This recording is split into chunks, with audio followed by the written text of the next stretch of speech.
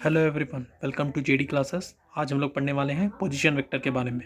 Position vector में अगर आप देख ही सकते हैं, डायग्राम को देख के आपको 3 कोऑर्डिनेट एक्सेस पता चल गया होगा, एक्स वाई जेड। अब मैंने ये पॉइंट लिया है P, X comma Y comma Z. अब ये क्या है, ये मैंने एक आर वेक्टर बनाया। R vector is the position vector, position of which OP vector. OP position vector का मतलब ये है कि हम पी के बारे में बता रहे हैं विथ रिस्पेक्ट टू ओ। कौन से position of P, what is the position of P with respect to O. ये निकलेगा कैसे, ये एक्स है। जैसे कि आपने इससे आप अगर 10 क्लास में डिस्टेंस सेक्शन फॉर्मूला पढ़े ही होंगे तो आपको पता ही होगा कि डिस्टेंस सेक्शन फॉर्मूला में हम क्या करते थे, 1,2 होता था और मान लीजिए कोई 3,4 होता था। हमको इसका डिस्टेंस फॉर्मूला निकालना है तो क्या करते थे, डी 3-1 का होल स्क्वायर और 4-2 का होल स्क्वायर, ये करते थे। इसमें आपको वेक्टर से दिखाना है, मैग्नीट्यूड नहीं दिखाना है, वेक्टर से दिखाना है। तो ये एक्स है और ये जो ओ है ये ओरिजिन है 0,0,0। तो कैसे दिखाएंगे, एक्स माइनस 0 आई कैप, वाई माइनस 0 के जे कैप प्लस के माइनस 0 के कैप। तो ये आपका निकलेगा x I cap plus Y J cap plus के कैप। जेड जेड जेड है ये, तो जेड के कैप। इस तरीके से आपका पोजीशन वेक्टर निकल गया। अब इस पोजीशन वेक्टर का हमको बोलेगा कि मैग्नीट्यूड निकालिए। तो कैसे, ये बहुत आसान है। इसका स्क्वायर रूट रखो, ये एक्स है इसका स्क्वायर कर दो, प्लस वाई का स्क्वायर कर दो, प्लस जेड का स्क्वायर कर दो। ये हो गया आपका मैग्नीट्यूड। अब मुझे ये बोला जाए कि सर इसका डायरेक्शन ऑफ कोसाइन निकालिए। कोसाइन डायरेक्शन बोला जाता है, डायरेक्शन ऑफ कोसाइन बोलो। अब ये निकालने के लिए बोला जाता है तो ये कैसे निकालेंगे सर, ये बहुत आसान है। ये मैग्नीट्यूड आया, इस मैग्नीट्यूड को मान लो आर, ठीक है, मान लो कुछ भी आर मान लो। अब इसको कैसे है, एक 3 कॉर्ड डायरेक्शन ऑफ कोसाइन से करते हैं, एक एल होता है, एक एम होता है, एक एन होता है। अब एल को कैसे लिखेंगे sir, L is equals to ये जो देखो एक्स है इसको ऊपर लिखिए बाई ये आर लिखो। ये हो गया आपका पहला direction of cosine, comma M equals to अब ये वाई कंपोनेंट का जो है वाई ले लो बाई आर ले लो।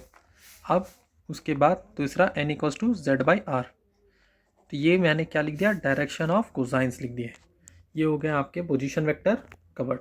अब अगर मुझे बताना है, हम नेक्स्ट टॉपिक पे चलते हैं दोस्तों, condition for coplanarity of vectors. क्या कंडीशन है फॉर कोप्लानरिटी ऑफ वेक्टर्स। ये हो गया क्या कंडीशन हो सकता है, मान लीजिए कोई प्लेन है और उस प्लेन में दोनों वेक्टर्स कोप्लानर है। तो उसको आप कैसे बता सकते हैं, आप जानते हैं कि एक प्लेन में अगर एक वेक्टर को दिखाना वो तो वही 3 डायमेंशनल होगा। अब किस तरीके से मैं उसको कंडीशन को सेटिस्फाई करूं, सपोज मान लीजिए मेरे पास कोई वेक्टर आ गया जिसको a b c be the 3 coplanar vector, let a को vector b vector c vector तीनों कोप्लानर वेक्टर हैं, then it is possible to have 3 scalar vectors. अब इसके 3 स्केलर वेक्टर बनाए जा सकते हैं कैसे, m1 a vector plus m2 b vector plus m3 c vector. अब ये क्या हो जाएंगे, इक्वल टू 0 कर दिया। अब हम इसको ए बी सी वेक्टर को सेटिस्फाई करेगा कंडीशन अगर वो कोप्लानर है। तो इसको आगे में ऐसे लिख दीजिए दोस्तों, ये जो m1 ए वेक्टर है ये एक्स वाई जेड में टूटेगा, x m2 x plus m3 सी एक्स। ये कंपोनेंट, इसका एक्स कंपोनेंट भी आएगा, वाई कंपोनेंट भी आएगा, जेड कंपोनेंट भी आएगा, वो तो लिखना पड़ेगा हमको। Same a2 y a y आ गया, m2 b y plus m3 c y, m3 a z m3 b z plus m3 c z.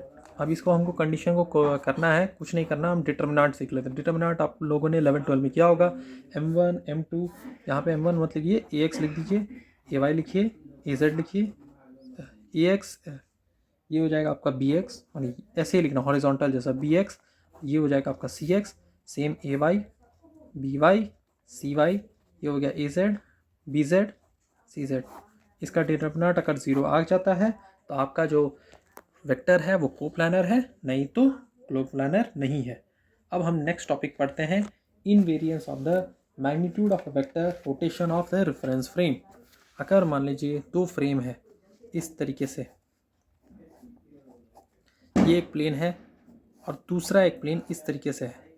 अब मुझे यहाँ पे दे दिया गया इसका कोऑर्डिनेट निकालना है, इसका जो ओरिजिन है वो सेम है दोनों के लिए। इसका कोऑर्डिनेट क्या होगा, इसका हो गया x, इसका हो गया y, इसका हो गया z। सेम अगर मैं इसे थोड़ा रोटेट करूँ, ये रेफरेंस फ्रेम ये a वालों का हो गया और ये जो है a डैश वालों का हो गया। तो इसका क्या हो जाएगा, मान लीजिए ये x हो गया और ये इस तरीके से y हो गया, ये x डैश हो गया, ये y डैश हो गया और ये हो गया आपका z डैश हो गया। अब मुझे ये बोला जा रहा है कि अगर मैं प्लेन को रोटेट करता हूँ तो इन दोनों के मैग्नीट्यूड में क्या फ़र्क आएगा। तो अगर हम ये कहें कि पहले वाले प्लेन का जो ए है, प्लेन जो ए है तो उसका ए वेक्टर मान लें, तो उसमें क्या आया, A X I cap, A Y Z cap J cap plus A Z के कैप। ये है पहले वाले प्लेन का वेक्टर। अब now keeping the direction unchange if we fix the position with respect to so fix called objects. अगर direction को unchange किया जाए और वो रेफरेंस को हमने वैसे ही रखा है, दूसरे प्लेन का हमको वेक्टर क्या आएगा दोस्तों, ए डैश वेक्टर, जिसको बोल सकते हैं A X dash I cap plus A Y dash J cap plus A Z dash K cap. ये हो गया दोस्तों आपका दूसरा वेक्टर। अब यहाँ पे आप देखिए, जब हम दोनों का मैग्नीट्यूड निकालेंगे, वो दोनों का मैग्नीट्यूड कहाँ से निकला, ओरिजिन से निकला है। विथ इक्वल वेक्टर्स हैं, सबके सब ऑर्थोगोनल वेक्टर्स हैं। इन सबको ऑर्थोगोनल का मतलब क्या होता है, ऑर्थोगोनल का मतलब ये हो गया कि सब एक दूसरे के साथ 90 डिग्री में है। मतलब एक्स वाई के साथ, एक्स एक्सिस वाई एक्सिस के साथ 90 डिग्री में है, वाई एक्सिस जेड एक्सिस के साथ 90 डिग्री में। तो ये सब ऑर्थोगोनल वेक्टर्स हो गए। अब ये इन दोनों का जब मैग्नीट्यूड हम निकालेंगे, दोनों का जो मैग्नीट्यूड आएगा, ये इसका मैग्नीट्यूड तो आ जाएगा ए स्क्वायर एक्स प्लस ए स्क्वायर वाई प्लस ए स्क्वायर जेड। और सेम इसका मैग्नीट्यूड आ जाएगा आपका ए स्क्वायर एक्स ए डैश एक्स स्क्वायर होगा प्लस ए डैश वाई स्क्वायर प्लस ए डैश जेड का, इसका भी स्क्वायरिंग करेंगे और दोनों का मैग्नीट्यूड सेम आएगा दोस्तों। मतलब ये कहना चाहता है, in other words, rigid rotation of the cartesian coordinates of the frame of reference of a vector brings no change in the form of magnitude. Magnitude में कोई चेंज नहीं आएगा अगर हम दोनों प्लेन को घुमा भी देंगे। इसका वेक्टर में चेंज आ सकता है, लेकिन दोनों का आकर इसमें भी तभी चेंज नहीं आएगा जब इसका जो रेफरेंस पॉइंट है यहाँ पे वो दोनों में सेम होना चाहिए, तब दोनों का मैग्नीट्यूड सेम आएगा। नहीं तो मैग्नीट्यूड भी अलग अलग आएगा अगर दोनों का रेफरेंस पॉइंट, जो ये ओ पॉइंट है, ये दोनों में एक ही जगह पर है, रिजिडली है। रिजिडली मतलब स्थिर है, फिक्स्ड है, ये चेंज नहीं है, तब आता है। अब हम आगे बढ़ते हैं, एक सम बना लेते हैं दोस्तों, उससे आपको और थोड़ा क्लियर होगा। पहला सम ये है कि ए वेक्टर जो है, एक वेक्टर दिया है ए वेक्टर जो कि 3 आई कैप प्लस 2 जे कैप प्लस के कैप है। अब दूसरा वेक्टर है बी वेक्टर आई कैप माइनस 2 जे कैप प्लस 3 के कैप। अब हमें ये बोला जा रहा है कि ए वेक्टर प्लस बी वेक्टर का सर मैग्नीट्यूड पता कीजिए, इसका डायरेक्शन ऑफ कोसाइन भी पता कीजिए। आप समझ ही गए होंगे डायरेक्शन ऑफ कोसाइन क्या है, L comma M comma N. और एक वेक्टर माइनस बी वेक्टर का भी मैग्नीट्यूड पता कीजिए और direction of cosine L M N पता कीजिए। तो ये किस तरीके से पता करेंगे दोस्तों, ये वेक्टर हमको दिया हुआ है, ये बी वेक्टर भी हमको पता है। अगर हमको बोला जाएगा ए वेक्टर प्लस बी वेक्टर का मैग्नीट्यूड पता करने, तो हम दोनों को ऐड कर लेंगे। हमको पता है ये सिंपल एडिशन होगा, ए वेक्टर प्लस बी वेक्टर को पहले ऐड करना होगा। 3 आई कैप प्लस आई कैप कितना हो जाएगा, 4 आई कैप।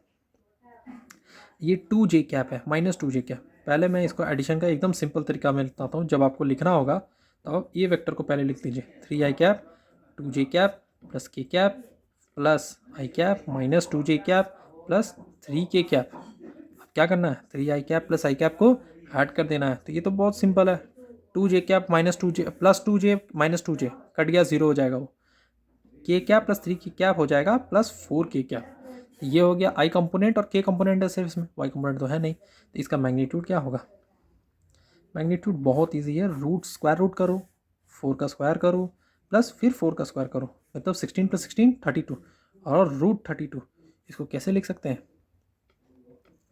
सोचो, इसको हम 4 रूट 2 लिख सकते हैं। कैसे आया, 32 है, इसको 2 16 कर दो, 2 8 कर दो, 2 4 कर दो। अब ये जो दो बार 2 है उसको एक बार बाहर भेजो। अब यहाँ से 4 जो है एक 2 बाहर भेजेगा, 4 रूट 2 आएगा। मतलब अगर हम इसको अंदर भेजेंगे तो रूट 32 आ जाएंगे। अब इसको डायरेक्शन रेशियो देखो, एल एम, एल को पहले कितना, L comma M comma N, L का पहले कितना होगा, एल हम जानते हैं। सबसे पहले इसका आई कंपोनेंट क्या है, ए वेक्टर प्लस बी वेक्टर का, ए वेक्टर का नहीं, ए प्लस बी वेक्टर का हम डायरेक्शन कोसाइन पता कर रहे हैं। तो इसका 4 होगा, 4 रखो, इसका क्या है 4/√2, ख़त्म, 1/√2 हो गया। अब सर m क्या है, m में सर इसका कंपोनेंट ही नहीं है, तो सर m में कंपोनेंट नहीं है तो इसका मतलब ये तो ज़ीरो हो गया। नीचे वाला कुछ भी रख दो 4√2, कोई फर्क नहीं होता, ज़ीरो हो गया ये। n कंपोनेंट क्या, अब n का क्या लिखेंगे डायरेक्शन कोसाइन, n का z वाला कंपोनेंट कौन है, z का 4 है, 4/4√2, ये तो 1/√2 हो जाएगा। सिमिलरली आप a माइनस बी को वेक्टर को खुद से बनाइए दोस्तों, और ज़रूर कमेंट कीजिए कि आपका आंसर क्या आया। तब तक के लिए मिलते हैं नेक्स्ट वीडियो में। I hope you like the video, please do like and subscribe. अगर कोई चीज़ नहीं समझ में आई है तो रिवाइंड करके फिर से देखिए। Thank you.